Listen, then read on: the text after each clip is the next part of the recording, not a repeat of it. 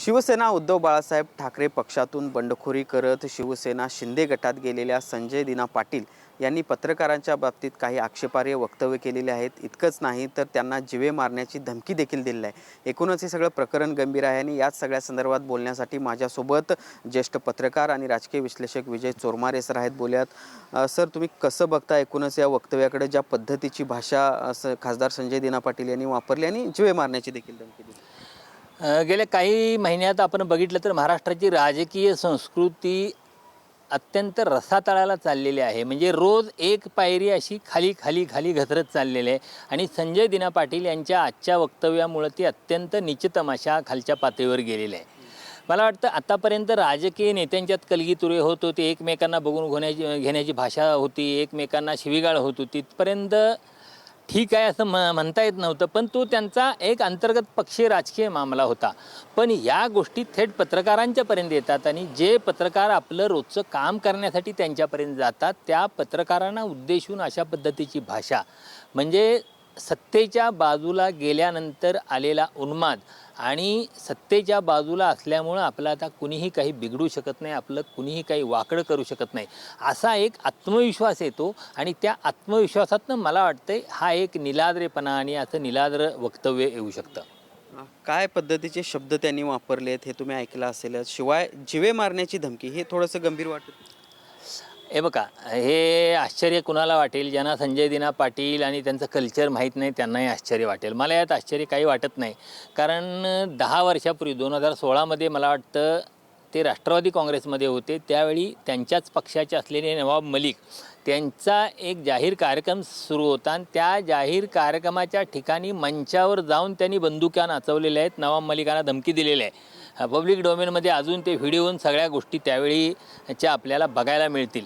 तर हे तेव्हा म्हणजे आणि त्यांनी जे सांगितलेलं आहे की त्यांच्या वडिलांच्या काळात कोण आले होते आणि त्यांना 5 लोकांना ठार केलेलं आहे, तर या गोष्टी नेमक्या कोणत्या आहेत त्या आता तपशिलानं पुढे यायला पाहिजेत। म्हणजे ही जी संस्कृती आहे ही संस्कृती एकूण हिंसाचाराला प्रोत्साहन देणारी, हिंसाचाराचं समर्थन करणारे त्यामुळं आजचं त्यांचं वक्तव्य हे काही फार मला आश्चर्यकारक आश्चर्यकारक वाटत नाही।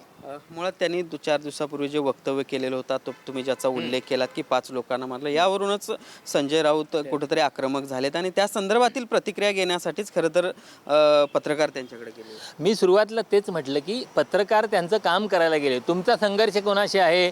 तुम्ही उद्धव बाळासाहेब ठाकरे या पक्षातनं बाहेर पडलेला आहात आणि एकनाथ शिंदे यांच्या शिवसेनेत गेलेला आहात, त्यामुळे आता तुमचा संघर्ष उद्धव बाळासाहेब ठाकरे यांच्या शिवसेनेशी असेल, त्यांच्या नेत्याशी असेल। संजय राऊत तुमच्या संदर्भात बोलतायत, संजय राऊतांशी असू शकेल किंवा अगदी आणखी कुठल्या त्यांच्या पक्षाशी नेत्याशी असू शकेल, पण पत्रकारांचं काम आहे की संजय राऊत काय म्हणतात त्यांची भाषाही लोकांच्यापर्यंत पोहोचवणं आणि तुम्ही काय म्हणतात तुमची भाषाही लोकांच्यापर्यंत पोहोचवणं।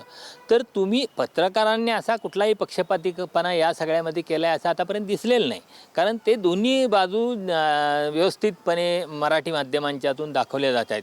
असं असताना थेट पत्रकारांच्यावर उखडण्याचं, पत्रकारांना बघून घेण्याचं, तुम्ही पोलीस कमिशनरकडे जा आम्ही घाबरत नाही कुणाला, अशी भाषा वापरण्याचं मला दिसतं। यात एक गंभीर गोष्ट अशी दिसते की इथं महाराष्ट्रात पोलिसांचा धाक राहिलेला नाही, कायदा सुव्यवस्था पूर्ण नामशेष झालेली आहे। त्यामुळं मग असा पोलिसांच्या संरक्षणात असलं म्हणजे सरकारनं त्यांना वाय+ दर्जाची सुरक्षा दिली आहे, म्हणजे अशा संरक्षणात असलेला, सुरक्षा कवचात असलेला एक खासदार पत्रकारांना मारण्याची धमकी देतो, हे खूपच गंभीर आहे। खरं तर या त्यांच्या सुरक्षा रक्षकांची साक्ष नोंदवूनच सरकारनं आणि पोलिसांनी त्यांच्यावर कारवाई करायला पाहिजे। खरं तर वाय दर्जाची सुरक्षा दिल्याचा हा परिणाम म्हणायचा का? आणि दुसऱ्या बाजूला तुम्ही ज्या पद्धतीनं म्हणालात की त्यांनी वरिष्ठ पोलीस अधिकाऱ्यांच्या संदर्भात ज्या पद्धतीनं वक्तव्य केली, म्हणजे त्यांना देखील ते सिरियसली घेत नाहीत किंवा आव्हान देत आहेत एक प्रकार। मी सुरुवातीला म्हटलं त्या पद्धतीनं माझं कुणीच काय वाकडं करू शकत नाही। पोलीस माझ्या बाजूला आहेत, सरकार माझ्या बाजूला आहे, मला सरकारचं संरक्षण आहे। आता आपल्याला माहिती आहे की गेल्या काही वर्षात सगळ्या घटनात्मक संस्था, न्यायव्यवस्था या सगळ्या बाबी आता सत्ताधाऱ्यांच्या विरोधात काही करू शकत नाहीत। त्यामुळे हा एक निर्ढावलेपणा आलेला आहे. आपण काही केलं म्हणजे आपण केलेला खूनसुद्धा पचू शकतो असा एक आत्मविश्वास या सत्ताधारी मंडळींच्याकडे आलेला आहे आणि त्यातून मग ते कशाही पद्धतीनं हे बोलताना दिसतात. आणि व्यक्तिगत संजय पाटलांच्या बाबतीत बोलायचं तर मला हे आजचं सगळं बघितल्यानंतर लक्षात येतं की त्यांचं मानसिक संतुलन बिघडलेलं आहे. कारण मानसिक संतुलन बिघडल्याशिवाय माणूस अशा पद्धतीनं वागू शकत नाही. काय आता एक पत्रकार म्हणून तुम्हाला कारवाईची अपेक्षा आहे किंवा कशा पद्धतीची कारवाई झाली पाहिजे असं वाटतं? कारवाईची अपेक्षा काय, हे त्यांनी वक्तव्य केले ते कॅमेऱ्यांच्या समोर केले, ते ऑन रेकॉर्ड आहे. त्याचवेळी तिथं जी सरकारनं त्यांना वाय प्लस दर्जाची सुरक्षा दिली, त्या वाय प्लस दर्जाच्या सुरक्षेतल्या लोकांच्या समोर केलं आहे.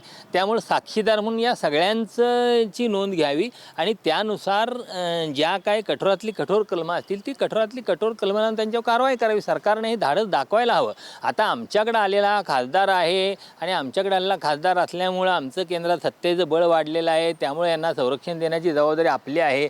अशा मानसिकतेतनं सरकारनं काम केलं तर लोकांचा उरला सुरला जो कायदा सुव्यवस्थेवरचा विश्वास आहे तो उडून जाईल असं मला वाटतं. शिंदे गटाचे काही आमदार असतील किंवा काही नेते असतील ते अप्रत्यक्षपणे त्यांचं समर्थन करताना बघायला मिळत आहेत.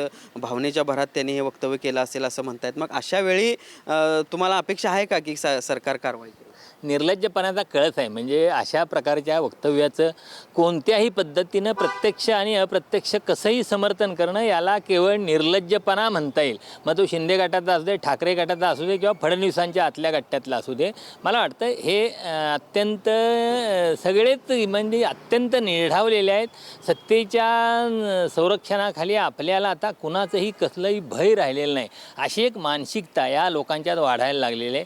हेच यातून दिसून येतं. नक्कीच तर पाहिला पण ही होती विजय चोरमारे सरांची प्रतिक्रिया. खरं तर ज्या पद्धतीनं संजय दिना पाटील यांनी हे वक्तव्य केलेलं आहे ते पाहता त्यांची मानसिक स्थिती कुठंतरी बिघडलेली आहे आणि त्यातून हे वक्तव्य झालं असावं असं विजय चोरमारे सरांना वाटते. आणि या सगळ्या संदर्भात सरकारनं आता कठोरातील कठोर कारवाई करावी अशा पद्धतीची मागणी देखील त्यांनी या निमित्तानं केलेली आहे. भूषण पाटील, TV9 मराठी, कोल्हापूर.